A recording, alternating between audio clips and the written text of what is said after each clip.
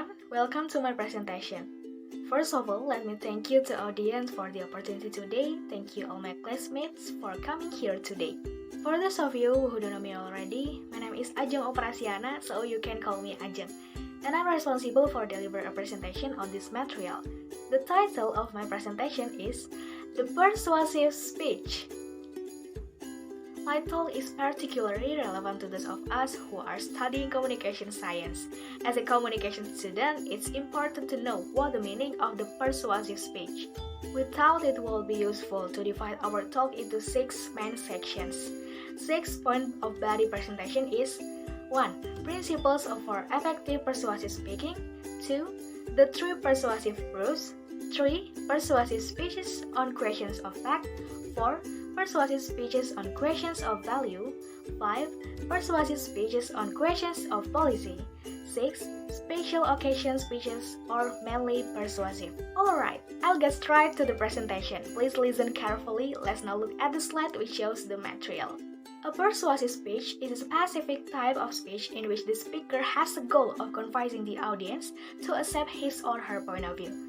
The speech is arranged in such a way as to hopefully cause the audience to accept all or part of the expressed view. Thus, the overarching goal of a persuasive speech is to convince the audience can be convinced by a single speech, and not all perspective can persuade the audience.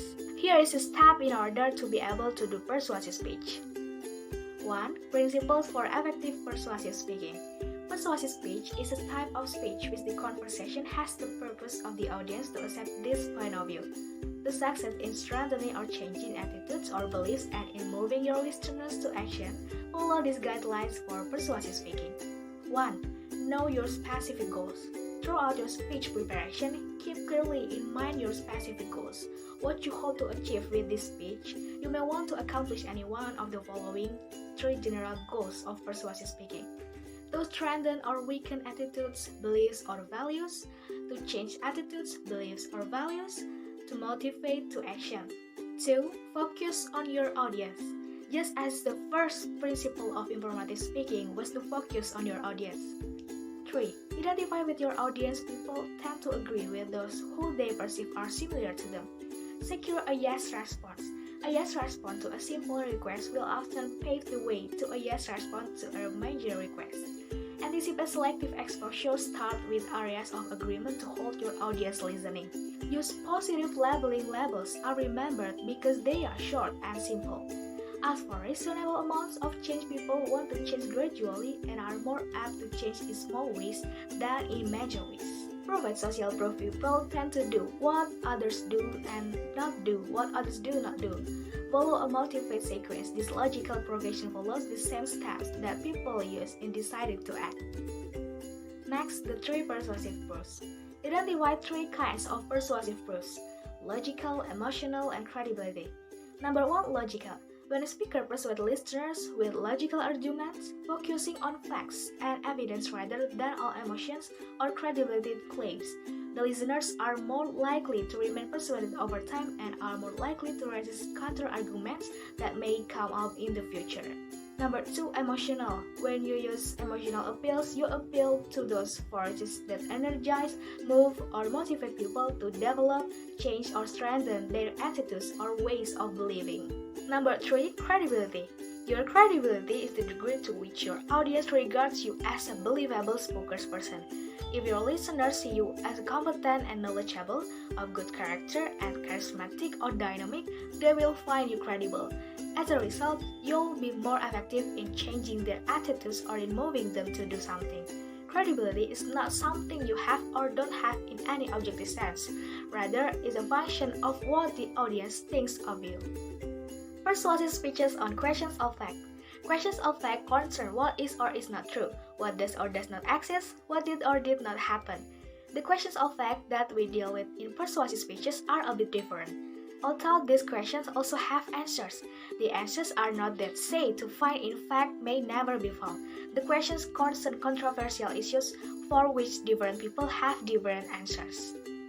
Persuasive speeches on questions of value.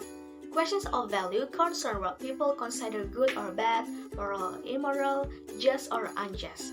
Speeches on questions of value will seek to strengthen audience's existing attitudes, beliefs, or values. This is true of much religious and political speaking. For example, people who listen to religious speeches usually are already believers. So these speeches strive to strengthen and beliefs and values the people already hold. In a religious setting, the listener already share the speaker's values and are willing to listen. Persuasive speeches on questions of policy. Questions of policy concern what should be done, what procedures should be adopted, what laws should be changed, in short, what policy should be followed. In some speeches, you may want to propose a new policy or to defend an existing policy. In others, you may wish to argue that a current policy should be discontinued. When you move beyond a focus on value to urging your audience to do something about an issue. Special occasion speeches are mainly persuasive. To secure goodwill and to inspire, the goodwill speech is part information and part persuasion. A special type of goodwill speech is the speech of self-justification, in which the speaker seeks to justify his or her actions to the audience.